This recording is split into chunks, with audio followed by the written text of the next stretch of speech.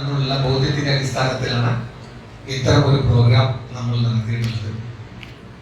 തുടങ്ങി വന്ന പ്രോഗ്രാമുകളൊക്കെ തന്നെ അതിഥി സംസാരിക്കുന്നതിന് മുമ്പ് അല്പം ഒരു ഇൻട്രൊഡക്ഷൻ ഡോക്ടർ വിലായത്ത് സാഹിബ് നൽകുകയും ശേഷം അതിഥി സംസാരിച്ചുകൊണ്ട് നമ്മുടെ സദസ്സിൽ നിന്നുള്ള അഭിപ്രായങ്ങളും ചോദ്യങ്ങളും അങ്ങനെയുള്ള കുറെ ചർച്ചകളായിട്ട് പോകാറുണ്ട്. ഏതായാലും ഇൻഷാ അല്ലാഹ് വന്നവരെ സംബന്ധിച്ചിടത്തോളം അറിയാവുന്ന പോലെ തന്നെ സമൂഹത്തില് നന്നായിട്ട് വായിക്കുകയും പഠിക്കുകയും വിശുദ്ധനെ അങ്ങനെ ചെയ്യുകയും ചെയ്യുന്നവരാണ്. ആ അർത്ഥത്തിൽ തന്നെ സദസ്സ് ചെറുതാണെങ്കിൽ പോലും വലിയ ഗംഭീരമുള്ള ഒരു സദസ്സായിട്ടാണ് നമ്മൾ ഇതിനെ പരിഗണിക്കുന്നത്. ആ അർത്ഥത്തിൽ പ്രോഗ്രാം നടക്കട്ടെ. മുൻധാരണകളില്ലാതെ ജയിക്കാനോ ജയിപ്പിക്കാനോ തോൽപ്പിക്കാനോ ആയിരുന്നില്ല നമ്മൾ ഇത് തുറന്നു വെക്കണം. എല്ലാവർക്കും നല്ല തണുപ്പുള്ള രാത്രിയിൽ -डिग्री തണുപ്പുണ്ടാകുമ്പോൾ പുതപ്പടുത്തുണ്ടായിട്ടും ആ പുതപ്പിന്റെ വില അറിയാത്തവരുടെ നിർഭാഗ്യവന്മാര് എന്നൊരു മാറ്റം വരുത്താനാണ് നമ്മൾ ഈ പ്രോഗ്രാം തുടങ്ങി വെച്ചത്. വിശുദ്ധ ഖുർആൻ സമൂഹത്തിന് ലഭിക്കേണ്ടതുണ്ട്, യഥാർത്ഥത്തിൽ ലഭിക്കേണ്ടുന്ന തരത്തിൽ ലഭിക്കേണ്ടതുണ്ട് എന്ന ബോധ്യത്തിന്റെ അടിസ്ഥാനത്തിൽ തന്നെയാണ് നമ്മൾ ഈ പരിപാടികളൊക്കെ നടന്നു വന്നത്. ഏതായാലും കൂടുതലൊന്നും പറയുന്നില്ല. ഇൻട്രൊഡക്ഷൻ നൽകാൻ വേണ്ടി ഡോക്ടർ വിലായത്ത് സാഹിബിനെ സാദരം ക്ഷണിക്കുകയാണ്. അസ്സലാമു അലൈക്കും.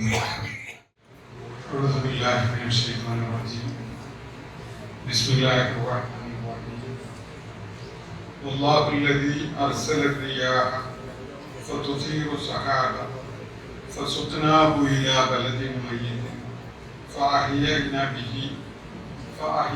به الأرض بعد موتها كذلك النشور.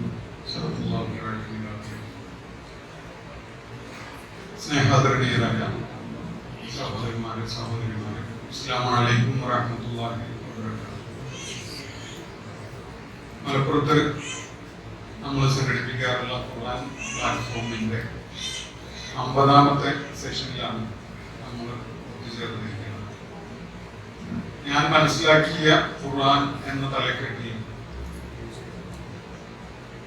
ഇസ്ലാമിക ആദർശം ജീവിതത്തിൽ പിന്തുടരാത്ത അന്വേഷകരായ ആളുകൾക്ക് സംസാരിക്കാൻ അവസരം കൊടുക്കുന്ന, അവരുമായി ആശയങ്ങൾ പങ്കുവെക്കുന്ന, അവരെ കേൾക്കുകയും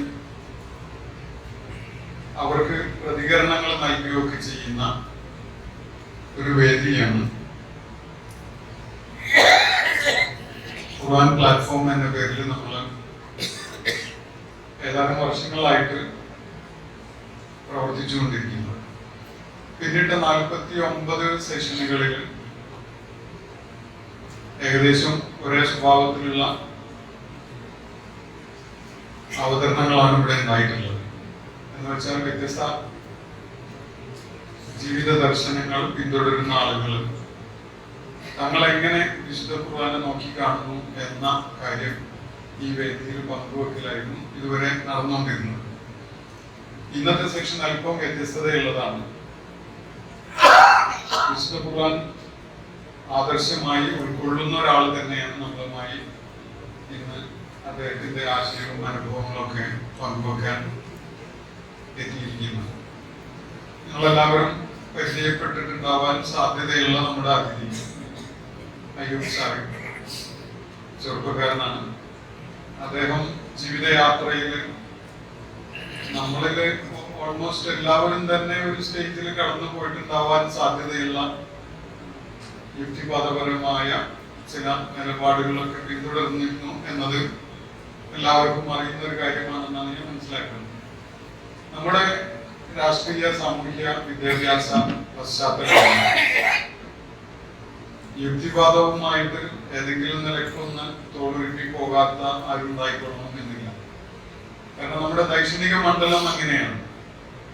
അന്വേഷണത്തിന്റെയും കാര്യങ്ങളെ മനസ്സിലാക്കുന്നതിന്റെയും പഠന പ്രക്രിയയുടെയും തന്നെ ഭാഗമായിട്ടാണ് റേഷ്യോസിനേഷൻ എന്ന, അല്ലെങ്കിൽ റീസണിങ് എന്ന, റാഷണലിസം എന്ന ഒക്കെ പേരിൽ അറിയപ്പെടുന്ന ഈ പ്രോസസ്സ് ഉള്ളത് എന്നതാണ് വസ്തുത. നമ്മളൊക്കെ പഠിച്ച സ്കൂൾ തലത്തിലും കോളേജ് തലത്തിലും ഒക്കെ പഠിച്ചുകൊണ്ടിരിക്കുകയും പഠിപ്പിക്കുകയും ഒക്കെ ചെയ്തുകൊണ്ടിരിക്കുന്ന മിക്കവാറും എല്ലാ വിഷയങ്ങളിലും റാഷണലിസം അതല്ലെങ്കിൽ യുക്തിവാദം എന്ന ആശയം, അതിന്റെ ചങ്ങാത്തത്തിലുള്ള എഥീവിസം പോലെയുള്ള ആശയങ്ങൾ, അതുപോലെ എവല്യൂഷൻ പോലെയുള്ള ആശയങ്ങളൊക്കെ അതിനോട് ചേർത്ത് വെച്ചുകൊണ്ട് പഠിക്കുകയും മനസ്സിലാക്കുകയും ചെയ്തുകൊണ്ടിരിക്കുന്ന കാര്യങ്ങൾ തന്നെയാണ്. അപ്പോ ഞാൻ ആ വിഷയത്തിലേക്ക് ഇപ്പോൾ പോകുന്നില്ല. അത് നമ്മുടെ അതിഥിയുടെ ഒരു പ്രിവിലേജ് ആയതുകൊണ്ട് അദ്ദേഹം തന്നെ അതിനെ കുറിച്ച് സംസാരിക്കട്ടെ എന്ന് നോക്കുകയാണ്. സാധാരണഗതിയിൽ നമ്മൾ ഇസ്ലാമിനോട് ആദർശപരമായ അടുപ്പമില്ലാത്ത ആളുകൾ സംസാരിക്കുമ്പോൾ നമ്മൾ ഒരു ആമുഖ ഭാഷണം എന്നുള്ള നിലയ്ക്ക് വിശുദ്ധ ഖുർആനിൽ നിന്ന് ഒന്നോ രണ്ടോ ആയത്തുകൾ ഇവിടെ കേൾപ്പിക്കുകയും അതിനൊരു ചെറിയ വിശദീകരണം നൽകുകയൊക്കെ ചെയ്യാറുണ്ട്. ഞാൻ ആ പതിവ് തെറ്റിക്കാതിരിക്കാൻ വേണ്ടി മാത്രം നിങ്ങളെ ഒരു ആയത്ത് ഓതി കേൾപ്പിച്ചത് ഒരു 2-3 മിനിറ്റ് മാത്രം എടുത്തുകൊണ്ട് വിശദീകരിച്ചുകൊണ്ട് ഈ വേദി അയ്യൂബ് സാഹിബിന് വിട്ടുകൊടുക്കാൻ വേണ്ടിയാണ് ഉദ്ദേശിക്കുന്നത്. അദ്ദേഹം ഇൻഷാ അല്ലാഹ് സംസാരത്തിന്റെ ഭാഗമായിട്ട് അദ്ദേഹത്തെ കുറിച്ച് തന്നെ നമ്മളെ പരിചയപ്പെടുത്തി തരുമെന്നാണ് ഞാൻ പ്രതീക്ഷിക്കുന്നത്. അദ്ദേഹം ചിന്താപരമായ ഈ യുക്തിവാദ ദിശയിലേക്ക് നീങ്ങുന്നതിന് പ്രചോദനവും പ്രേരണയും ഒക്കെയായ പശ്ചാത്തലവും സ്വാധീനങ്ങളും ഒക്കെ എന്തൊക്കെയായിരുന്നു, ഇസ്ലാമിലേക്ക് അദ്ദേഹം ദൈക്ഷണികമായി തിരിച്ചു വരാൻ തീരുമാനിക്കുന്നതിന് അദ്ദേഹത്തിന് പ്രേരണയായ യുക്തി തലങ്ങൾ എന്തൊക്കെയാണ് എന്നതൊക്കെ അദ്ദേഹം നമ്മളുമായി പങ്കുവെക്കുമെന്നാണ് ഞാൻ കരുതുന്നത്. അത് പുതിയ തലമുറയെ സംബന്ധിച്ചിടത്തോളം തീർച്ചയായിട്ടും പ്രയോജനകരമായിരിക്കും എന്നാണ് എൻ്റെ വിശ്വാസം. യഥാർത്ഥത്തില് യുക്തി എന്നത് മനുഷ്യന് ഏറ്റവും അനപേക്ഷണീയമായ ഒരു സംഗതിയാണ്. മനുഷ്യന്റെ നിലനിൽപ്പ് തന്നെ യുക്തിപരമായി ചിന്തിക്കാൻ കഴിയുന്നു എന്നതുകൊണ്ടാണ്. അല്ലെങ്കിൽ ഈ ബുദ്ധിപരമായ കഴിവുള്ള ഒരു സ്പീഷീസിന് ദൈക്ഷണികമായി ഇത്രയും സാധ്യതകളൊക്കെ ഉള്ള ഒരു ജീവിക്ക് അതിനൊരു പ്രയോജനം ഇല്ലാണ്ടാവും. യഥാർത്ഥത്തിൽ മനുഷ്യന്റെ ദൈനംദിന ജീവിതവുമായി ബന്ധപ്പെട്ടുകൊണ്ടുള്ള അടിസ്ഥാന ചോദനകളെ തൃപ്തിപ്പെടുത്താൻ വേണ്ടി ഇത്രയൊന്നും ബുദ്ധിയും വിദ്യാഭ്യാസവും അറിവും അന്വേഷണവും ഒന്നും ആവശ്യമില്ല.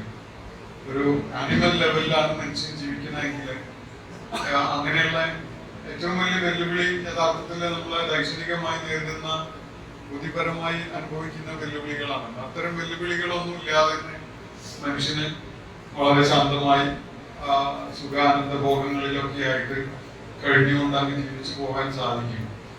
പക്ഷെ അങ്ങനെ സാധിക്കുന്ന ഒരു പ്രകൃതമല്ല മനുഷ്യനുള്ളത്. അതുകൊണ്ട് തന്നെ അവന്റെ അടിസ്ഥാനപരമായ ഒരു പ്രകൃതത്തിന്റെ ഭാഗമാണ് യുക്തിയുടെയും ബുദ്ധിയുടെയും തലത്തിൽ കാര്യങ്ങൾ അന്വേഷിക്കുക എന്നുള്ളത്. അത് പലപ്പോഴും നമ്മുടെ കാലഘട്ടത്തില് വിശുദ്ധ ഖുർആനെ ആക്രമിക്കുന്നതിന്, അതിനെ ദൈക്ഷണികമായി വെല്ലുവിളിക്കുന്നതിനും അതിനെ നേരിടുന്നതിനൊക്കെയാണ് യുക്തിയുടെ ഒരു ആയുധം പലപ്പോഴും ആളുകൾ കയ്യിലെടുക്കാറുള്ളത്. എങ്കിലും യഥാർത്ഥത്തിൽ ലോകത്ത് യുക്തിയുടെ അടിത്തറയിൽ മനുഷ്യനോട് ഏറ്റവും സമ്പുഷ്ടമായ വിധത്തിൽ സംസാരിക്കുന്നത് ഖുർആനാണ്. ഏറ്റവും ശക്തമായ വിധത്തിൽ സംവദിക്കുന്നത് ഇസ്ലാം എന്ന ഐഡിയോളജിയാണ്, ഇസ്ലാം എന്ന പ്രത്യയശാസ്ത്രമാണ്, പ്രവാചകന്മാരാണ്. യുക്തിയുടെയും ബുദ്ധിയുടെയും അടിസ്ഥാനത്തിൽ മനുഷ്യരെ ചിന്തിപ്പിക്കുക എന്നൊരു കാര്യമാണ് വിശുദ്ധ ഖുർആൻ ചെയ്യുന്നത്. പ്രവാചകന്മാര് ചരിത്രത്തിൽ ഉടനീളം ചെയ്തിട്ടുള്ളതും അത് തന്നെയാണ്. ഇതിന്റെ നേരെ വിപരീതം ആയിട്ട് നിലകൊള്ളുന്നത് മൗഢ്യതയാണ്, ബുദ്ധിശൂന്യതയും യുക്തിരാഹിത്യവുമാണ്. ഒരിക്കലും തന്നെ പ്രവാചകന്മാര് പഠിപ്പിച്ച ഒരു ജീവിത ദർശനം അങ്ങനെയുള്ള മൂഢമായ യുക്തിരഹിതമായ സംഗതികളുമായി ചേർന്ന് പോകുന്ന, കൈകോർത്തുകൊണ്ട് പോകുന്ന ഒരു സംഗതിയല്ല. അത് വിശുദ്ധ ഖുർആന്റെ ആഴങ്ങളിലേക്ക് ഇറങ്ങുമ്പോഴേ നമുക്ക് ബോധ്യപ്പെടും. ആ ദിശയില് ഒരു കാര്യം മാത്രം നിങ്ങളുമായിട്ട് പങ്കുവെക്കുകയാണ് ഞാൻ. സൂറത്ത് ഫാത്തിറിലെ 9-ാമത്തെ ആയത്തിൽ അല്ലാഹു പറയുന്ന ഒരു കാര്യം, വല്ലാഹുല്ലദീ അർസല റിയാഹ, കാറ്റുകളെ അയച്ചിരിക്കുന്നത് അല്ലാഹുവാണ്. ഫതുസീറു സഹാബ, അത് കാർമേഘങ്ങളെ ഉയർത്തിവിടുന്നു, ഇളക്കി വിടുന്നു. എന്നിട്ട് മൃതപ്രായമായ അല്ലെങ്കിൽ മരിച്ചു കിടക്കുന്ന വിധത്തിലുള്ള ഭൂപ്രദേശങ്ങളിലേക്ക് നാം അതിനെ ഈ കർമ്മേഘങ്ങളെ കൊണ്ടുപോകുന്നു, നയിക്കുന്നു. ഭൂപ്രദേശങ്ങളെ മരിച്ചു കിടന്നതിന് ശേഷം അതിന് ജീവന്റെ തുടിപ്പോ സാന്നിധ്യമോ ഇല്ലാത്ത വിധത്തിലായി മാറിയതിനു ശേഷം അതിനെ ജീവസുറ്റതാക്കി നാം അങ്ങനെ മാറ്റുകയാണ്. ഇതുപോലെയാണ് നിങ്ങളുടെ പുനരുത്ഥാനവും. നിങ്ങൾ വീണ്ടും മരിച്ചു പോയതിനു ശേഷം ജീവനുള്ള അവസ്ഥയിലേക്ക് തിരിച്ചു വരുന്നതും എന്നാണ് വിശുദ്ധ ഖുർആനിലെ 35-ാമത്തെ അധ്യായമായ ഫാത്തിറിൽ 9-ാമത്തെ ആയത്തില് അല്ലാഹു പറയുന്നത്. ഈ കാര്യം ഒന്ന് ആലോചിച്ച് നോക്കൂ. 1500 വർഷങ്ങൾക്ക് മുമ്പ് മരുഭൂമിയിൽ ജീവിച്ചിരുന്ന ഒരു മനുഷ്യൻ എങ്ങനെ പറയാൻ സാധിക്കും എന്നതാണ് നമ്മൾ യുക്തിയുടെ തലത്തില് ഈ ആയത്തിനെ വിലയിരുത്തുമ്പോൾ നമുക്ക് ബോധ്യപ്പെടുക. കാറ്റിനെ കുറിച്ച്, കാറ്റിന്റെ ചലനത്തെ കുറിച്ച്, അത് പ്രകൃതിയിൽ ഉണ്ടാക്കുന്ന ഇമ്പാക്റ്റിനെ കുറിച്ച്, അതിനെക്കുറിച്ചൊക്കെയുള്ള ശാസ്ത്രീയമായ അന്വേഷണങ്ങളും പഠനങ്ങളും ഒക്കെ വളരെ സമീപസ്ഥമായ കാലങ്ങളിലാണ് നമുക്ക് അതിനെപ്പറ്റി വേണ്ട ധാരണ ഉണ്ടായിട്ടുള്ളത്.